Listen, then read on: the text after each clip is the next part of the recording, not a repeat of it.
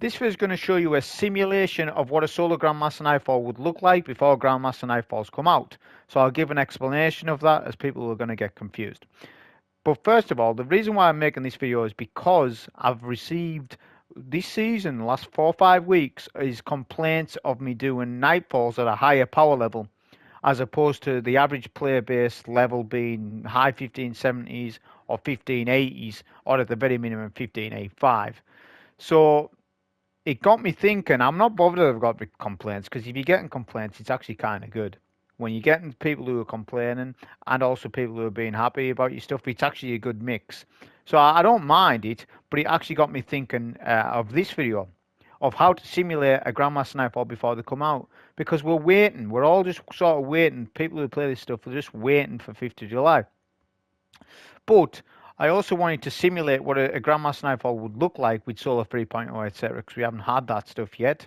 Because you can actually do a Grandmaster style Nightfall now in the game if you artificially lower your power level. So I'll tell you how it's going to work generally when GMs come out, and then how I can artificially make a GM Nightfall. So I'll explain it. So the Nightfalls, the GMs are going to be 1610.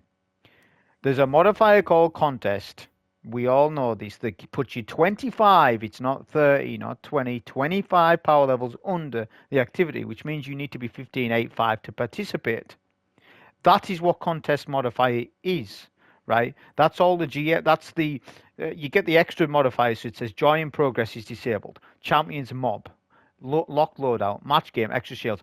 All those modifiers are on all the other Nightfalls, Master and Legend, apart from the Joy in Progress, and Extinguish isn't on, but that doesn't matter because we're going to do a flawless run anyways. So this is what I'm saying. All the other modifiers for Master are the same: Acute Arc Burn, Modular Algorithm, Shielded Foes, Arc Solar and Void. All that stuff's just the general stuff that's on anyways. So this is how I'm saying you can simulate, but the problem is to get the right power level.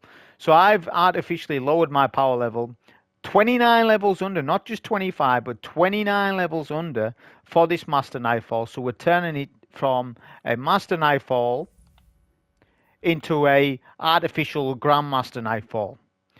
Not quite the same because there's not Extinguish on there, but we're going to do flawless anyways. And if anyone knows anything about Solar GMs, all Solar Grandmasters need to be flawless anyways. The only difference is, in actual fact, that we're doing it with attrition.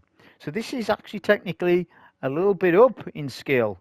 But we have an OP mod this season that actually disables health regen mods anyways. Like in terms of if there's like a togetherness on, attrition on, it doesn't matter. We've got classy restoration. I'm sure you know this. So that's what I'm trying to explain, is that this video, if you're a low power level and you can't solo the Master Nightfall, I'm here to tell you that you can. As long as you've got the right loadout, you've got the right idea, you can do this on all the Master Nightfalls. If you want to see me do more of these, I will. At the start of each season, try to artificially lower my power level so that everyone can follow the video at the very minimum, right? So, as I said, I'm going to be 29 power levels for this run. I've had to pull out some gear to attain that level. It's actually hard to lower your level in this game. So, the weapon that we chose to lower our level was a 1350 Void Manannan, a very year 1 2017 scout rifle, because it helps us attain the 1560 level, right? Because I'm plus 20 artifact power with a max pinnacle score, so it's quite difficult. So that's how I'd done it. I also was in need of a scout and void, so it fit the role. So that's how I've done it. In terms of weapons, we used an Outbreak Perfected, the exotic pulse rifle, and a linear fusion rifle Stormchaser, right, with Vorpal weapon on it. I haven't masterworked it yet, whatever. It was just, had boss spec in it because it actually helps out in this. In terms of our armor, we're using the exotic chestplate Heart of Inmost Light, right? We're pairing that with the Sunbreaker Solar 3.0 class with Tower and Barricade, Mini Throw and Hammer, Thermite Grenade, Aspects of Soul Invictus, Roar and Flames, Fragments are, Ember of Solace, Ashes, Wonder, Torches. Armor mods is a really good build. I'm actually really happy with how this is. So we got double linear fusion, ammo finder, shield, break, charge. We get charge with light via break and a match and shield. Anti-barrier pulse, unstoppable scout, elemental charge. We get charge with light via elemental wells. We have high energy fire on, right? On the chest plate, we'd arc, resist, and a solar and a void, so a trifecta. To be honest, like for this particular GM, well, not GM, but artificial Grandmaster, I would have been better off going double arc resist, but it didn't matter either way. Linear Fusion Scavenger's bugged. I had that on, but it is bugged, just to let you know. Reap and Wellmaker, so we get an elemental well via our next weapon kill after class abilities used. So that'll gel well with everything, with the high energy fire setup. Then Revitalize and Blast and Classy Restoration, of course. This is a very good split setup-wise for this particular Nightfall. And as I said, these are the weapons that I'm using. And as I said, I'm going into this lower level to give more of a fleshed out run for those who are lower level. That's the setup that I'm using. So before we start, we're just going to show that it is on Master. You just saw the mods, it says Master Modifiers. It'll also show you a 2.2 multiplier, which is confirming to you that it's the Master Nightfall, just to make sure that I'm not scamming you or conning you or anything and altering difficulties. You can also tell by the enemies they're swords, right? So they are the same level as what a GM enemy would be. With this starting section, we're just going to clear out some of the enemies from a range. I've went more of a range setup. You'll notice that, as opposed to what I used the other day with tractor cannon and a glaive, etc., stuff like that. So this is I suppose touching on a point. When you're playing at harder difficulties, you start to think more about your loadout choice on what's going to be good to you. This Nightfall you play from ranged anyways, so having ranged weapons on just helps out in general. So that's why I went with the Scout and the Pulse, and it is Barrier Pulse and Unstoppable Scout this season. So it is kind of awkward using these two types of long range weapons, but mainly the Manannan, the Void Scout that I chose, it's just for breaking shields. Outbreak's going to do the bulk of the work, and then Stormchaser is going to be DPS, which is actually lower in power. I've actually lowered the Stormchaser. My Stormchaser is only 1560. It's got Vorpal on it, but that actually affects the damage output of the weapon. Not to mention, Manannan itself does no damage. You'll see me when I use it. When I do use it, at the very least, it's doing no damage. Outbreak will, because it's 1570, and it's an exotic primary, which means it gains from the damage bonus that exotic primaries do against red bar enemies. Not to mention it's Outbreak. It's like literally the best pulse rifle in the game, exotic wise. So it's actually proven to you. It's actually a top pick for whenever there's barriers. It's your go-to. There is Arbalest. Obviously, I could have went at the Arbalest route. You know, I could have done that. But, you know, with the modifier, with the champ mod Revitalize and Blast, Outbreak Perfected means you can save on so much ammo. See, Arbalest is still good. I'm not saying it's not. But it doesn't do as much damage as it used to, and it is noticeable. It's good for the barrier break. Don't get me wrong, it's after the barrier break. You know, you're not getting as much damage as you used to. So you're consuming more ammo that way. Not to say I'm not going to use it this season, I will do. I'm just explaining to you. I think Outbreak's a better choice for this particular one. When there's a lot of barriers, I think Outbreak's the better choice. And you're going to get more heavy that way. If you do use double primary like this, you're going to get a boost, increased chance for heavy. And that's actually quite important because Linear Fusion Scavenger is bugged. So you need as many bricks as you can get. This particular Nightfall isn't difficult, but some are than others, you know. So it just depends, really. So like I say, this is going to be just showing you a simulation of what it would look like as a GM. And it pretty much did feel like the GM of Inverted Spire, because I have done Inverted Spire in the past on Grandmaster difficulty, and it felt very similar to what it did in the past. Maybe, if anything, a little easier because of Solace 3. Well, quite a lot easier because of Solace 3.0 with Classy Restoration. I'll be playing this GM very similar to this when I'm on Titan or on any class, I guess. You'll see all the phases on the boss. You'll see how we deal with the champs effectively, because we're going to be dealing less damage and everything.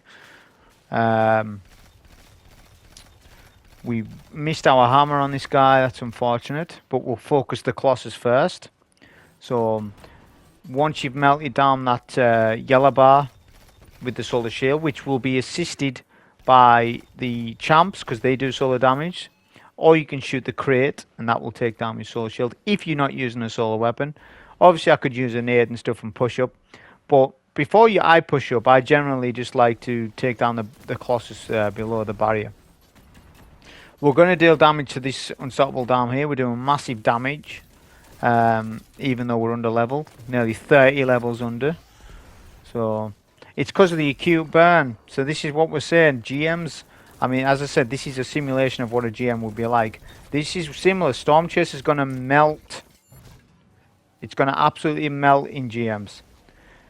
But if there's acute arc burn on any of them, Stormchasers you go to because of that. So imagine your team, you know, it's just going to be really easy just to sort of farm up. So when it's Inverted Spire week or Armsdale week, I suppose all of them this season aren't too bad. You'll be able to just literally just farm up with a team. Even solo, you'll be able to solo farm them, which I'll cover that when they come. So we used a super there just to clear out the ads. I knew that they would push. That's why I'm sort of playing more aggressive. Because you can. You don't have to sit up top. You don't have to. As long as you're using your abilities when you need to. And like I'm on a Titan here, so I'm trying to show you the sunspot setup as best as I can, I suppose. These barriers, so they freak out with Outbreak. This is one downside to Outbreak, is that I've noticed, especially with hobgoblins, because of the nanites, it changes the pattern of what these enemies are meant to do and where they're meant to stand, so it can catch you off guard. And being double sniped will kill you, I believe. If you get double sniped by these guys, they will kill you on GM. They'll kill me here as well because of my power. So it's a case of you need to isolate, try to one of them and use cover to your best of your ability. Having the knowledge of strafing and knowing their shooting pattern is very vital information. You know, you can't really just, you know, boots on the ground, just stand and tank the damage. You can't. You need to be tactical about laning the snipers. Then we'll just melt the Colossus down below. See, I'm using the Heart of Inmost light setup, but a lot of people would use the Law of Resplendor helmet. I believe that this build is better because you can control your abilities more, and you're doing more damage with Heart of Inmost light. I just prefer Heart of Inmost light because I've been using it now for a good 12 months, a long time, ever since they sort of buffed it. Not the recent buff, but the buff before that. Whenever they changed it, where it's, you know, I would say just before VOG. I can't mind when it was. Whenever that was, when Heart of Inmost Light become viable setup, I've been using it ever since. Because it's neutral, it works on all classes. It's good on all of them. Sentinel, obviously Thunder Crash, you're more likely going to use the other chest plate. But as I said, it's a very good thing for cycling abilities. Now, what I'm doing here is avoiding to bug out the Nightfall. You must be made aware of this. If you have press forward here, you need to wait here for the checkpoint to change. I've been having the Nightfall bug out on me, where you go to the battlefield and no ads spawn because it still says press forward. You must have approached the drilling site. If you go too fast past this, it's kind of dumb. It's one of those things. So just make sure that you've got that checkpoint. Sometimes it will just initiate and go right to that approach the drilling site. Sometimes it doesn't. Sometimes it's still stuck on the other checkpoint. So we'll take this Colossus from range with Outbreak, as you can see, with Revitalize and Blast and our nades and our throwing hammer, all that combined together. We really don't need to use any heavy. I'll use heavy at times when I really want to burst down a champion, but I'm not going to be spamming my heavy. This is another gameplay change. Once you go up in difficulties, you start to be more tactical about when you're using heavy and when you're not.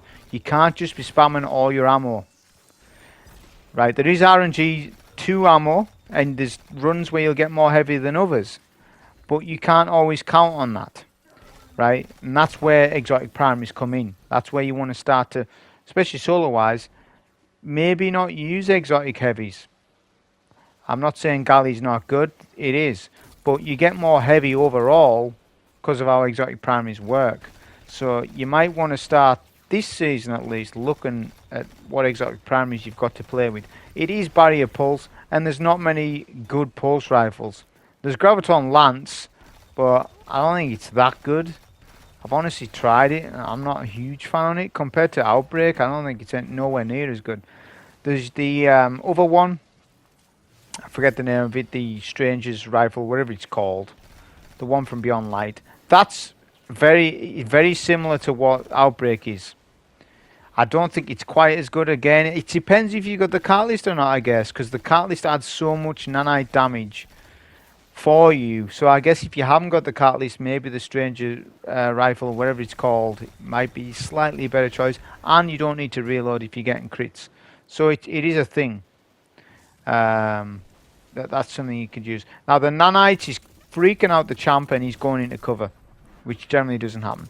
So what I'm going to do is I'm going to take out this Unstoppable, because we really can't go down there just yet until we kill out Unstop. Unless it's finishable, I would go down there. We can also farm up charge with light off this Void Shield. So I get that increased, that 20% weapon damage bonus, which does stack with Radiant, which is why you're seeing more high energy fire builds this season as opposed to what, you know, previous. Not a lot of people were using high energy fire. Barely. They were just using, you know, bubble and stuff. But because of how things work now, high energy fire stacks with Radiant, so though that build is automatically the best, bubble is useless now because we have Radiant. One thrown hammer will do what a bubble will do in terms of damage bonus to your weapons. So why bother running bubble? If you're going to sword a boss, sure. But it's kind of like we're in a weird spot. You know, bubble's bubble. That should be, in my opinion, your highest damage bonus. Sentinel Shield is 40%, so that's still higher, I believe, than Radiant. Like 1-to-1, if you compare them two together. But it's kind of like, well, you're sort of you're trivializing the bubble now. And it's kind of like, I don't know if I'm a huge fan on that. And I don't know if Radiant is too high of a buff, because it's way too easy to proc. It's kind of, we're in a weird spot. We'll see what happens when Arc 3.0 comes out. So yeah, this Barry's giving me a lot of issues because he's just sort of been strafing and just acting weird. It's the nanites. They cause him to do that. Because what it is, when you're dealing damage to a champ, they will try and outstrafe you and stuff. So that champ is registering you dealing damage to them because there's nanites stuck to that champ. So it's going to roam around, which usually wouldn't happen. So that's one downside to Outbreak, but everything else about it's amazing. And it's still worth the choice because it saves on ammo, heavy ammo, especially when you need it in long Grandmasters. This isn't a long, obviously, strike. This is probably I would argue this is the easiest one. Even easier than Arms Dealer, because even with Arms Dealer, you've got a tank to deal with and stuff that can one-shot you. This doesn't have a lot of stuff that can take you out. And I'm not even using double arc resist here, which I should have been, but I guess the solar was helping me out against snipers. We'll take down the shield first, notice, because once we pop super, it's going to take a while to take down that arc shield. Even though it is our super, it's match game, so it's favourable to deal with the shield first. Notice we've still got charge of light, which means we can take advantage of that on this champ. But that deals with two things. It means I still have charge of light and I've dealt with the arc shield on this side. And I'm gaining another super for the next time I want to use it. Rather than sitting on supers. Trying to strategize, not sitting on supers. Always think about what you're doing at all times and why are you doing it. Right? Try to play efficient. Stop thinking about trying to save your life all the time. Because that should always... You should already be on top of that on your survivability. You should already be known in advance on where you're going to stand and your strategy and what you're going to do. This is why a lot of the high-end solo players, you know, you'll watch them and people will question how have they done it. Well, they already knew in advance what they were going to do because they've already learned the run. The run was learned years ago, especially strikes like this that have been out such a long time ago. it doesn't matter to them because they already know what's going to go on. Alright, unless they do something where they change champ positions, which has happened actually with this strike. But this is the same as what it was the last time it appeared. This section can be quite difficult on the GM mode because in actual fact you can get hit quite hard. It's also recommended you take out both snipers. I was actually finding there was a sniper behind hitting me from the battlefield, which was actually catching me off guard. So that's actually when I do the actual GM of this, like look at that, I'm getting sniped. I can't believe it. I thought the sniper would have range drop off because ads do have range drop off. It's like even a sniper, they'll have a range where they can't hit you, and I thought I just skipped that sniper, but that was actually a bad idea. So what I'm doing here is actually pushing the crates off. This is beneficial because it'll do damage to the champion if you're good enough. Like that's actually give me damage numbers, and I've done damage to a champ. It's going to help me aggro the champ. See, I'm going to take the champion, rather than jumping down, this is the GM strat, rather than jumping down, we're just going to take him from up here. The champ will actually be de-aggroed as well. Sometimes he'll aggro and do his arc blinding attack, sometimes not. He's just sitting idle because the champ is confused. Right, so we can just melt this champ from up here, which takes, what, 2-3 mags, a nade, he's dead. Really simple to deal with. Because what the thing is, the strat changes. If you jump down, you've got 2 Colossuses that rush you while the champ will almost certainly do his arc blinding attack. That can put you in a rough spot with these Colossus because they won't go down quickly. With them being sword difficulty. This is what this thing is. See, now this is literally the same as what a GM would be. There's no secret modifier on GM to up the AI. I'll just state that. So there's no modifier to say GM has increased AI. It does have increased AI, but that's linked to the sword icon. When you are under-leveled, the ads have an increased AI anyways. Alright? So it doesn't matter about... People sort of get confused with this GM thing that there's magical modifiers on there. The modifiers are stated as what they are. Contest is just a power thing. Right? So the AI is linked to your power level. The closer you are to the power level of the enemy, the less aggressive the AI of the enemy will be. That's why GMs, all the enemies push like they do, because you're 25 under.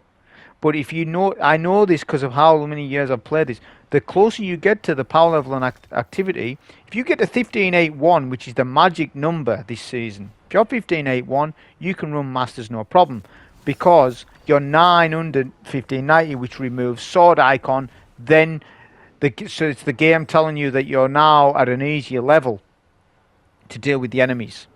You'll do far more damage than what you did in the 1570 range, and the enemies will be far less aggressive. Whereas, as opposed to 1579, 78, you feel more like a GM to you. Not quite a GM, but be more to that range. Alright? And it's just, I know that from over the time of experience of playing Masters. Because at one time, Masters were the pinnacle endgame. Now they're not. GMs are. Right? So... But that section there, I skipped the unstoppable, you notice. I've done that on purpose. This will be still platinum, and this will be still doable when GMs come out, providing that they don't patch it.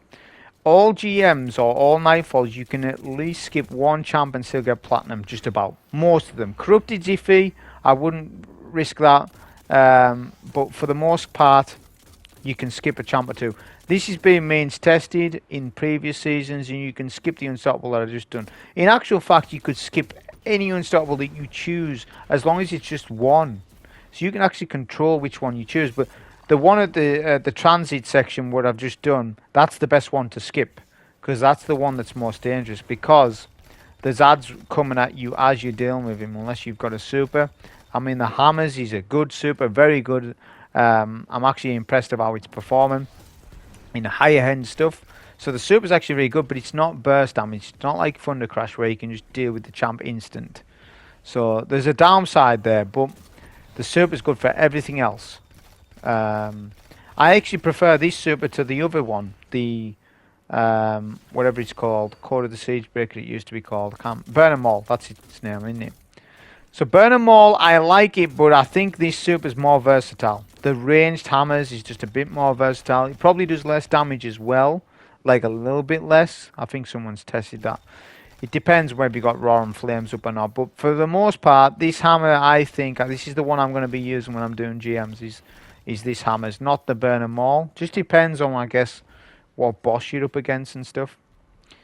Because the Burn 'em all will be just way too awkward to use, especially on this boss. See, there's 3 different plates, and plate 2 it's going to be iffy, and you might need to use it on plate 2. Then again, you might not. The way I end up doing it, I don't need to. So this is another strategy that you can do, is you can take the ads from range. Look at the unstoppable. He's literally just standing there for me to stop. So look, I can stop him and get damage. Free damage. This is free damage before we even deal with the encounter. Because how this is actually meant to go is that you're meant to jump down and that these ads rush you. That's how they designed it. That's why they've put an unstoppable right there. But it's with a lot of stuff in this game, there's a lack of foresight. Or I can just stand here, look, and dwindle the ads down. And this is the thing. This is where it comes down to like strike design and stuff. It's still old-fashioned. We're so far behind, people don't even know. We're so far behind. We're like years behind with strike design. You know, they need to, I've spoke about this a couple of times, they need to sort of think bigger, right? They need the bosses to have way more HP than what we've got.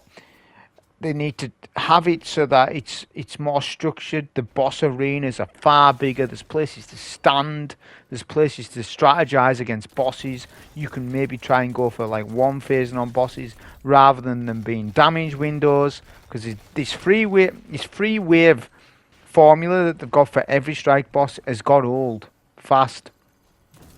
You know, it has got old fast. I understand they want us to see every phase of the fight, because they've designed it that way, and I understand that, but that's a bit of a problem if the boss fight's boring. Maybe don't want to see every phase of the fight. We just want to get it one phased and be done. You know, if the boss is interesting enough, and a good example of this is a strike called Savathun Song or Pyramidion. They were so well designed. You wanted to see every phase of the fight because it was so enthralling to play. Right? It was so. Whereas if you compare that to like Proven Grounds, I don't want to see every phase of that fight. It's a boring fight. Apart from the solar attacks, interesting that he keeps doing that over and over. The room's far too small. It's like a worse version of Arms Dealer. Arms Dealer is actually very well designed. The only problem is it's bugged, and it's been bugged for a long time. You can cheese it. You know, if they want to make it interesting, fix the cheese where you can kill him in his bubble. And if you do that fight properly, it's actually very entertaining to play solo. Even team-wise. You've got all the freshies to deal with, all the dogs. There's places to stand, but you can't stand for too long. And that's the thing, so there's a bit of map rotation there, and that's what I like. You can see how we can easily deal with this barrier from this cliff. So you can see hands down, that's top tier position to be standing. That's the best place to stand for that barrier, especially if you've got a ranged weapon on like I've got right here. I mean, even a standard pulse will do you well because of Revitalize and Blast. Obviously, make sure you got that mod on, though. Because it's going to be a must. If you're just wanting to use your pulse to deal with champs, then you're going to need to put that on to speed things up. Which you can use it with Classy. So Revitalize and Blast is a +4. Classy is 6. That's 10. That'll be your class item. Sorted.